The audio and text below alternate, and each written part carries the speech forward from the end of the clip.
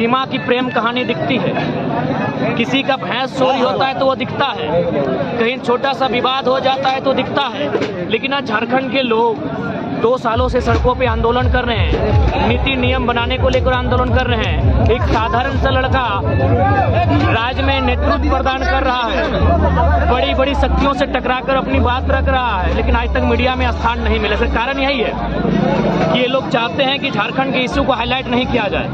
अगर झारखंड के issue highlight होंगे तो उन पे सवाल खड़ा होगा कि किस प्रकार यहाँ दोहन, किस प्रकार यहाँ शोषण, किस प्रकार यहाँ के लोगों का दमन किया जाता है, उत्पीड़न किया जाता है, ये सवाल खड़ा होगा। इसलिए झारखंड की जो मेन मीडिया है, सॉरी भारत देश की जो नेशनल मीडिया है, वो स्थान हमें नहीं देना चाहती है। जब स्थान देगी तो हमारा सवाल गूंजेगा कि यहाँ CCL, BCCL किस प्रकार मनमानी करती है, WCL अच्छा काम करती है, हमारे यहाँ यूरेनियम का खनन होता है, हमारी माएँ हमारी बहनें बांझ का शिकार हो जाती है खनन के प्रभाव से, दुष्प्रभाव से, लेकिन कोई कानून बन के रोकथाम नहीं होता है, तो उनके पास सवालों का उत्तर नहीं होगा। वे नहीं चाहते हैं झारखंड के इशू को हाईलाइट किया जाए और झारखंड के खनिज संपदा में झारखंड के अधिकार बन सके।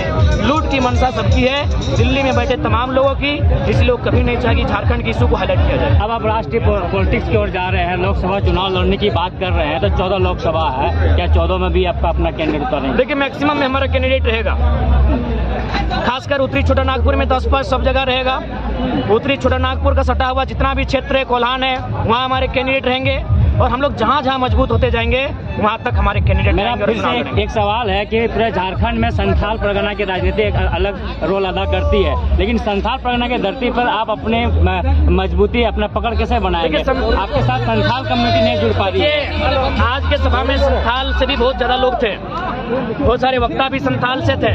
निश्चय ही ये नए युग की चिंगारी है, ये नए युग की विचारधारा में परिवर्तन की बात है, तो जरूर जाहिर सी बात है उनका भी समर्थन इस बदलाव की ओर है। और आज का ये जन समर्थन कहीं ना कहीं इस बात को संकेत दे रहा है कि संथाल परगना भी कोयलांचल के साथ इस बदलाव की यात्रा में शामिल होने के लिए तैयार है। बदलाव के साथ एक विवाद और उत्पन्न हो रहा है, जैसे कुर्मी महतो का जो ST वाला आंदोलन है लगातार। देखिए, जब सदन में ये आंदोलन बुद्धिजीवी वर्ग अगर पहुंचेगा तो मुझे लगता है इस विवाद का समाधान हम लोग संसद में ही करेंगे और निश्चय ही भविष्य में ये विवाद कभी उत्पन्न नहीं होगा। अपने चाहने वाले युवक को क्या संदेश देना? देखिए, हम सभी को यही संदेश देंगे कि आज झारखंड ऐसी परिस्थितियों में अंगड़ाई ले रहा है जहां केवल शोषण, वंचन, दमन और दोहन और उत्पीड़न है। तो अगर हम इनसे मुक्ति पाना चाहते हैं तो अपनी वोट की शक्ति को, वोट की महत्ता को पहचानना होगा और इस राज्य की जो कायाकल्प है उसे बदलने में अपनी भूमिका का निर्वहन करना होगा। क्या बोलेंगे? देखिए, मुझे लगता है अब नोट का जो बिकाऊ वोट है वो कहीं ना कहीं बदलाव करेगा।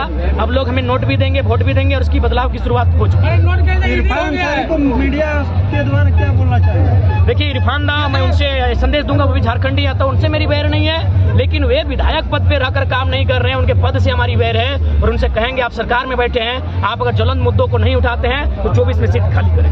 अभी हेमंत सोरेन पर जो केस लगा है, ED जज लगा दिया है, तो वो तो प्रॉब्लम में आएगा, तो फिर वो कभी बीजेपी में जाएगा, कभी कुछ करेगा, तो संभावना है 2024 का चुनाव आप ये भी देख सकते हैं कि JMM और BJP गठबंधन में लड़ सकते हैं, संभावना है। तो अंदर से तो बिल्कुल हो सकता है, खैर कुछ हो JMM के साथ।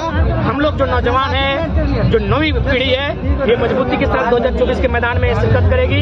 जनता जनार्दन से समर्थन और प्यार की उम्मीद करती है। और एग्जाम वगैरह सब फिर क्या होगा? CJ वगैरह एग्जाम टाइम पे तो नहीं ले रहा है। देखिए, अगर CM पे संकट आएगा तो एग्जाम में भी संकट आएगा, तो हम चाहेंगे कि अपने संकट आने से पहले एग्जाम का जो संकट है उसको खत्म करके जाए।